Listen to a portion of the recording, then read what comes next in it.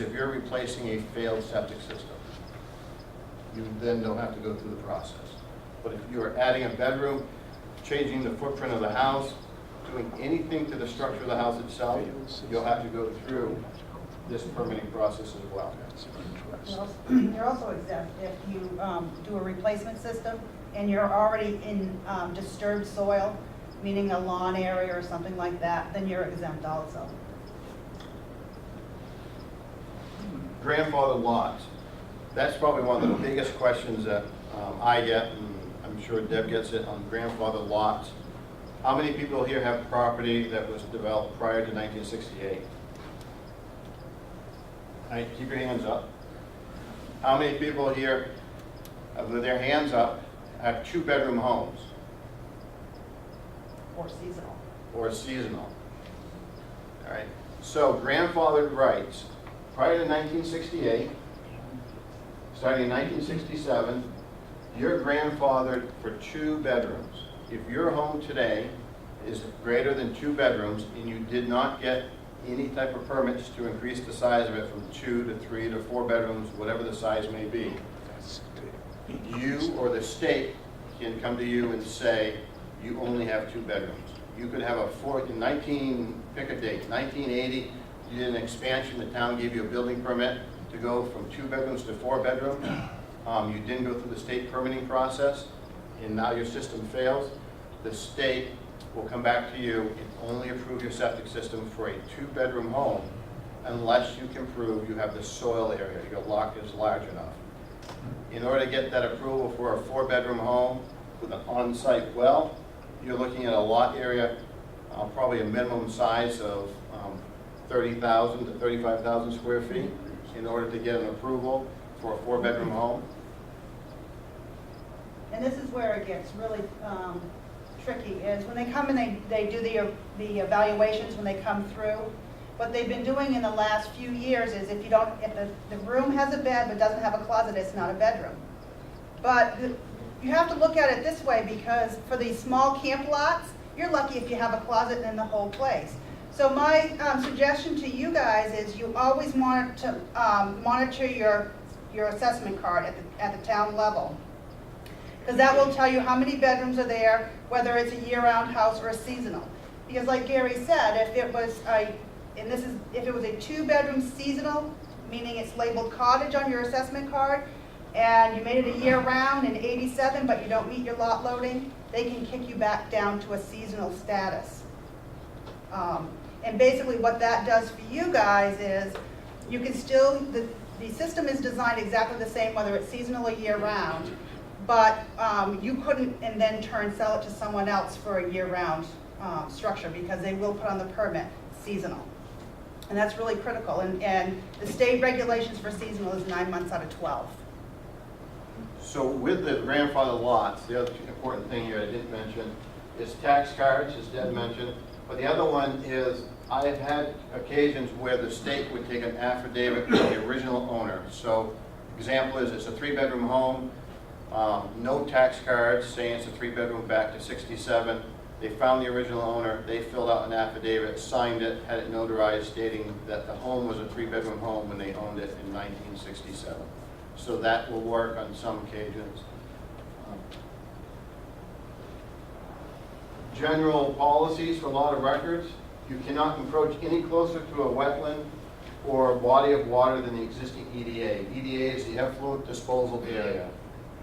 So if you have a septic system that's failed and it's 45 feet from the edge of the water, you will be grandfathered to put that system back in up to 45 feet away from the edge of the water, provided there's no other spot on the lot to put it. The key here is you have to be no more non-conforming than what already exists. So if your system is 45 feet from the edge, but you have a yard and you can move the leach field and meet the 75-foot setback or the 125-foot setback, depending upon the town you're in, they will make you move it back. You can get encroachments to abutters' wells, waivers to property lines, in the 24 inches to seasonal for replacement of all systems. A typical pipe and stone bed needs to be 48 inches above the seasonal high water table. So the seasonal high water table is at what point during the year, if you were to dig a test pit, would the water become the highest in that pit or in that hole in the ground? And then from that point, you would have to be 48 inches above that to build a pipe and stone leach field. Some of the products that are on the market will allow you to go to 24 inches. They have a specific approval to allow you to go 24 inches. So the key here is when you're talking with a designer and an installer is you want to talk to someone who's got a knowledge of all the different technologies that are on the market.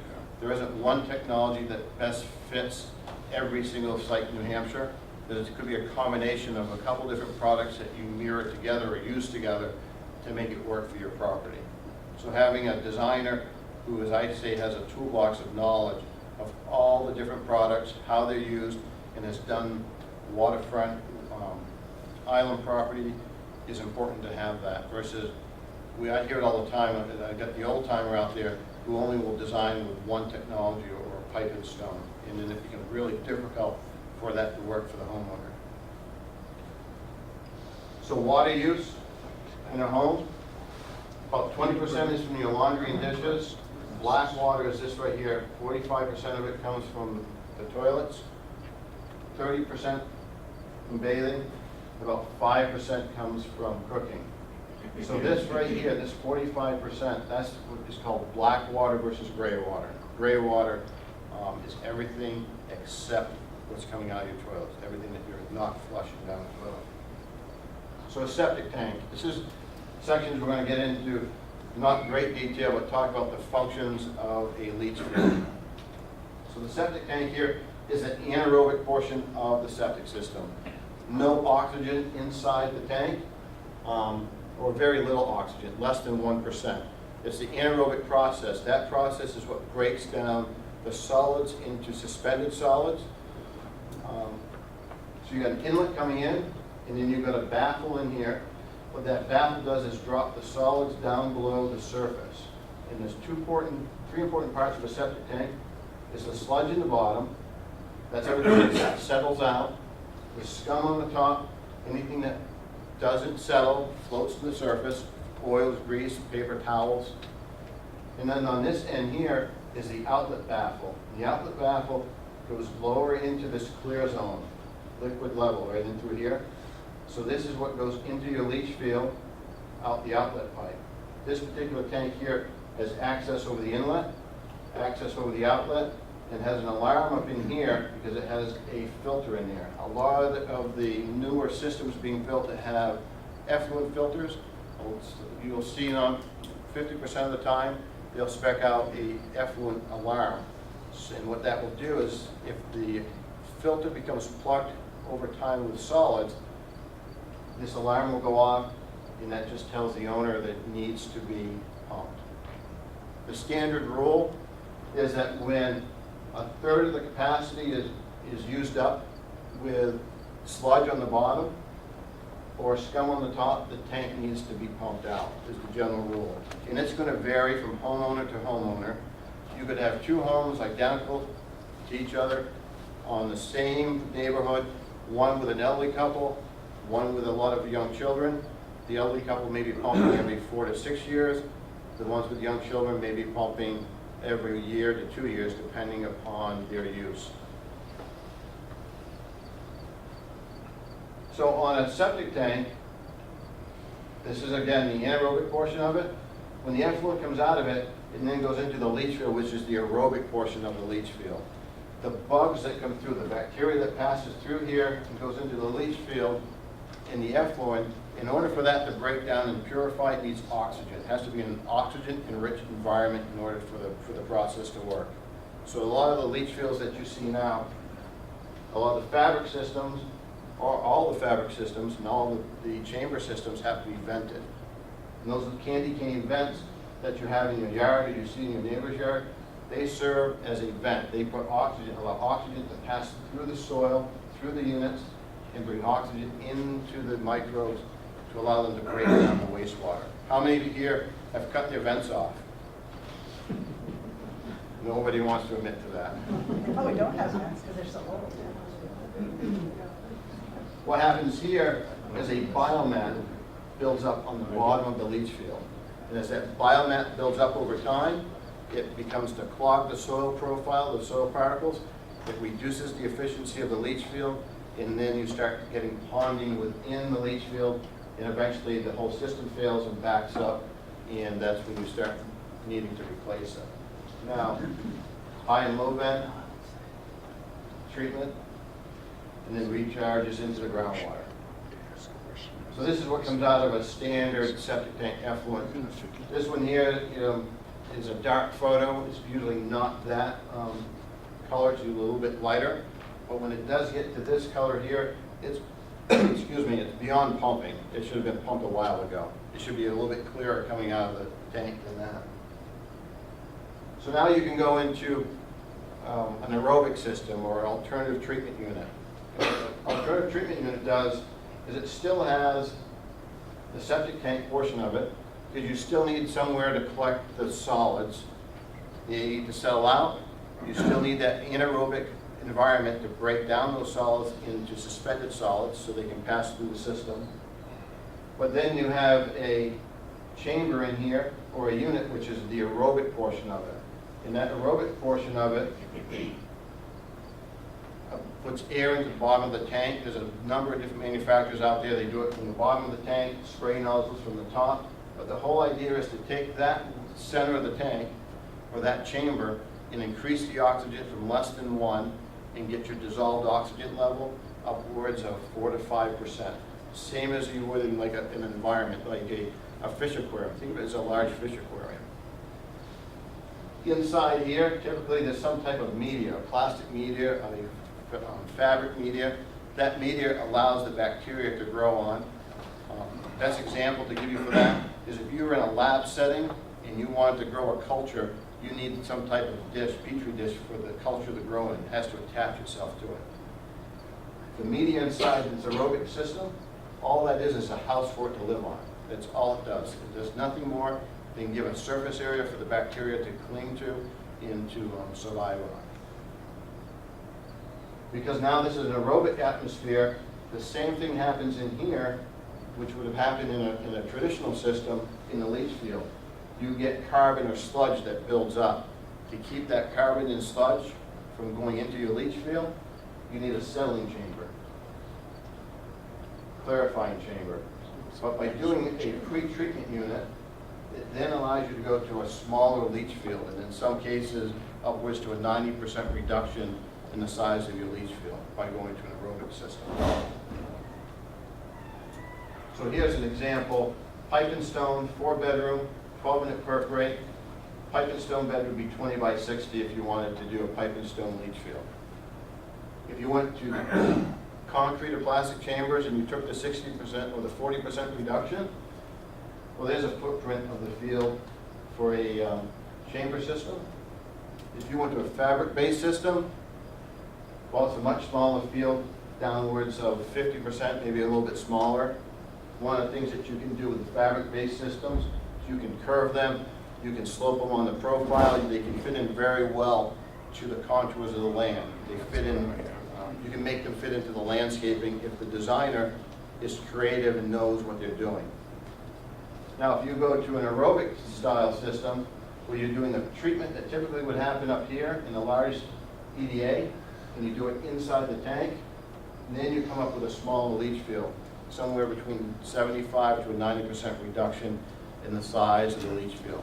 And the reason for that is that you're using the media inside this tank in the air to actually mimic what's happening up in the larger leach fields.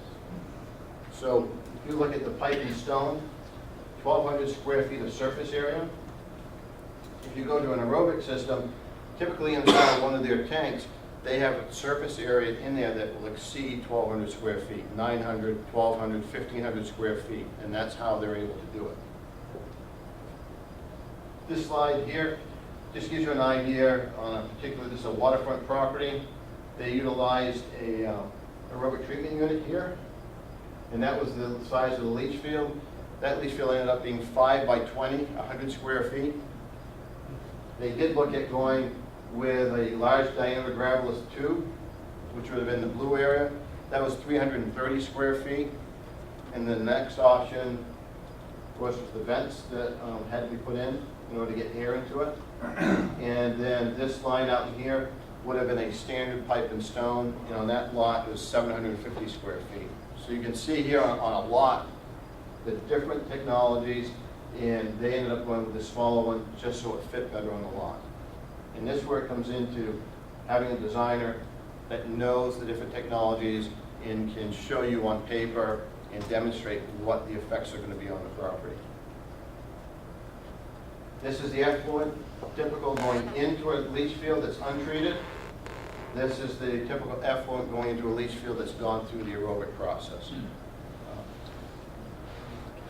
These numbers down in here, BOD is biochemical oxygen demand, and TSS is total suspended solids. And over in here, after it's been treated, you can see the reduction. And TSS is the one thing that will plug a field with distance. So if you can get this number down as low as you can, it will increase the life of your leach fields. So why maintain your system? Well, everyone, it's money because of the cost to replace them. I think the second one, and this isn't my list, this comes off the EPA site. Second, most important, which I think should probably be the first, is the environment, health of the family. I think that should outweigh saving money. Property values.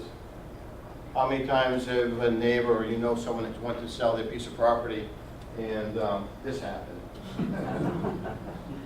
Just when they go to sign it, then they find there's a problem with the septic system. You can't hide it. Eventually someone is going to find it, either through an inspection or as soon as they buy the house and they start using the system on a regular basis, that failed system is going to come to the surface. Warning signs of a failing septic system. Slow draining sinks and toilets is one sign. Doesn't mean it's failed. You could have a plumbing problem, but that's one issue. Gurgling sounds in the plumbing. That could be a vent issue, but it could be that the tank is flooded, so you're not getting proper venting through it. It's just another sign. You can't just take one of these and say you have a failed septic system. It's going to be a combination of a number of things. Plumbing backups, sewage odors in the house or yard. This right here, you have to be careful with. We got a call for a sewer odor in the house. It was one of our systems we had put in, and when they built the house, when they finished the bathroom, they took the vanity mirror, and when they attached it to the wall, they drilled holes through all of the vent lines that went up to the house, up in the new house. Ground's wet or mushy underfoot. No one wants to mow it. You send your kids out there to mow it, and they come back and they refuse to mow it. You may have a failed septic system. Grass growing faster or greener in one particular area of the yard. It's a sign. But I can go in my yard right now and I can tell you exactly where the leach field is because I don't water my yard and it's getting the most water over my leach field. So that's where it's the greenest and that's where it's the highest, but it's not a failed system. So that one right here, it's on the list.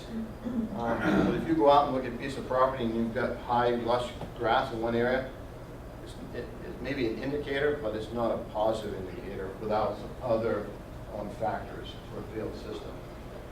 So there's a system,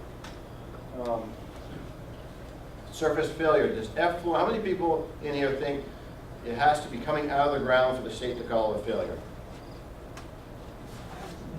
Well, no, it's not. You know what the answer was. The definition of the state for a failed septic system is a little bit later, but it's either a surface breakout, meaning effluent's coming out of the top of the field, rolling down into your neighbor's yard and they're not happy, or it's within 24 inches of the water table. So going back to the early systems that were put in the prior to the 70s, a lot of those systems, when you look at them, a lot of them could be in the water table. And the reason they're functioning so well and they haven't failed yet is because, think of it, the water's coming through, it's flushing the system out. But if it's within 24 inches of the water table, it's considered a failed system. Granite State designers and installers, we also have an evaluation program that we developed. It's been about 7 years where we certify, and it's separate from the state. We're not part of New Hampshire DES. It's a separate program. It's not administered by the state. It's put on by us. We teach it, the association. And we have a training center in Rochester where there's 7 different systems installed in the ground. They've been there for about 5, 6 years now. And every year we hold courses there to show designers how each system has functioned over time and the signs of failure. We can fail systems, we can overload systems. So what we've done is, as an association, we've certified evaluators that take our course, and we've come up with some standards so that in the industry, you know exactly what good means. If you're going to hire an evaluator and they've been certified by GSDI, they're using the same criteria to evaluate the leach field. So a good system has no evidence of past flooding or high effluent. Is considered a young system. May have a little ponding in the bottom or no ponding in the bottom of the EDA. So a house has been vacant because it's been foreclosed, or it's a seasonal property and it's been vacant for 6 months.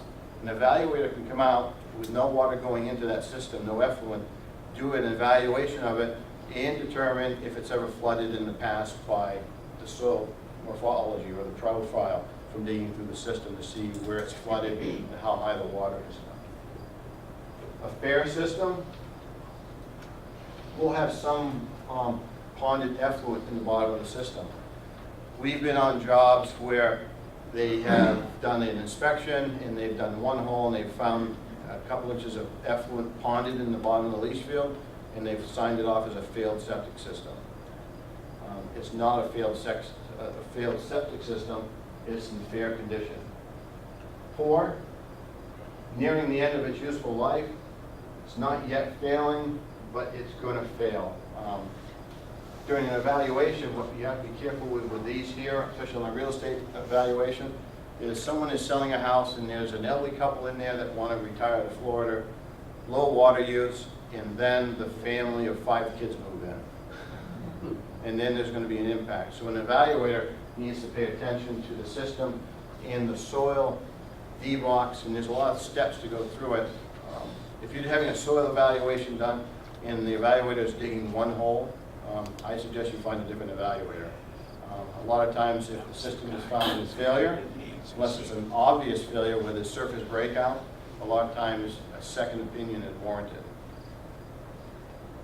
So, failing system for the state is very clear and very simple. Surface breakout, or is it within 24 inches of the water table, meaning can it cause or threaten to cause discharge of sewage on the ground surface or into adjacent groundwaters or surface waters.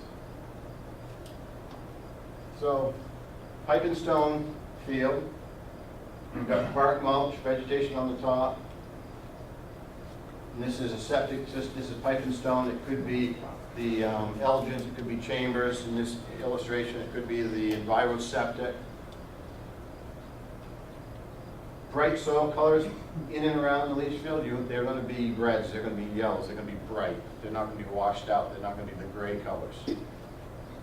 Seasonal high water table, 24 inches or greater. This would be rated as a good system, it's a working system. Standard pipe and stone, same thing. Water table now is at 20 inches. There's no ponded effluent in the leach field rated. It's going to be rated as a failed system because of this separation here is not meeting 24 inches long. I just ask a question, how does any evaluator, if he's not a septic designer, know where that seasonal high water table is? He's not qualified unless you're going to bring a designer in, somebody that can read soils.